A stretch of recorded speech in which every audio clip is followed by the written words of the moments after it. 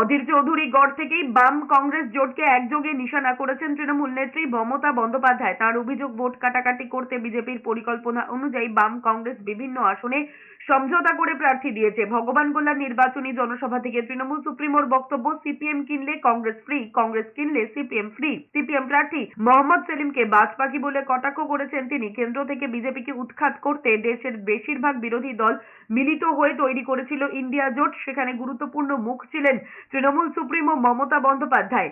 তবে সেই জোট যে সাফল্য লাভ করেনি তা তৃণমূল নেত্রীর মন্তব্যে স্পষ্ট। রাজ্যে প্রার্থী ঘোষণার সময় তিনি জানিয়েছিলেন রাজ্যের 42 আসনেই তিনি লড়াই করবেন। তার অভিযোগ, মুর্শিদাবাদ, রায়গঞ্জ, মালদায় তৃণমূলের ভোট বাক্সে থাবা বসানোই লক্ষ্য কংগ্রেসের। মোহাম্মদ সেলিম না পারবে জিততে, এবং বিজেপি দেখবেন ওদের টাচ করে না। আমাদের যত নেতা নেত্রী সব জেলে বন্দি, আর সিপিএম একেবারে একটা কিনলেই দুটো ফ্রি, মানে সিপিএম কিনলে কংগ্রেস ফ্রি এখানে, আর কংগ্রেস কিনলে সিপিএম ফ্রি।